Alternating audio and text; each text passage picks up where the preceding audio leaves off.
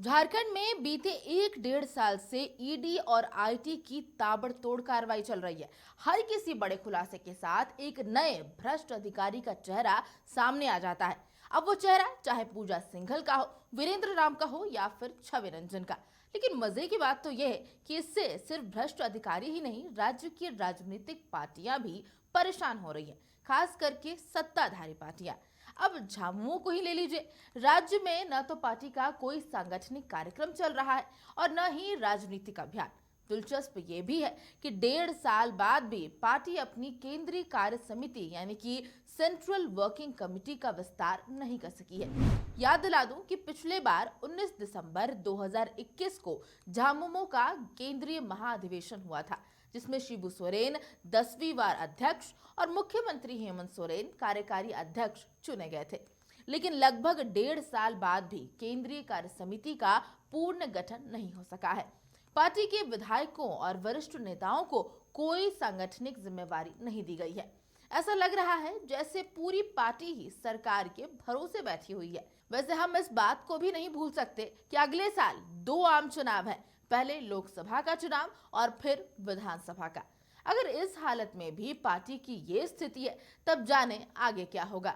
हालांकि पार्टी ने केंद्रीय कार्य समिति की घोषणा कर दी है, जिला और प्रखंड कमेटियों के भी गठन कर दिए गए हैं, लेकिन पार्टी को धार और विचार देने के लिए जिस केंद्रीय कमेटी की जरूरत है, उसका गठन अभी तक नहीं हो सका है।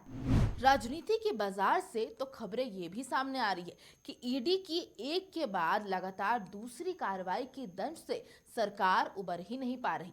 पिछले दिनों झामुमो के वरिष्ठ नेता सुप्रियो भट्टाचार्य ने भी आरोप लगाया था कि राज्य में सरकार बनते ही कोरोना का संकट आ गया। इससे उबरने के बाद जब सरकार कुछ काम करने की दिशा में आगे बढ़ी तो ईडी आईटी पीछे पड़ गई। इधर पार्टी को लेकर सुप्रियो ये दावा कर रहे हैं कि पार्टी पूरी तरह से तैयार है और राजनीतिक मुकाबले के लिए भी सक्षम है।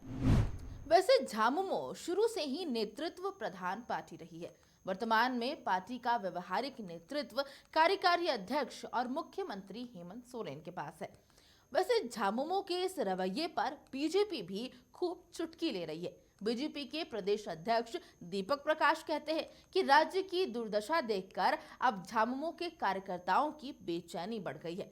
इधर भाजपा विधायक दल के नेता बाबूलाल मरांडी भी मुख्यमंत्री हेमंत सोरेन से सवाल पूछ रहे हैं कि क्या ये संभव है कि सीएम की सहमति के बिना कोई अफसर किसी दलाल से पूछकर काम करे और आपको इसका पता भी ना चले।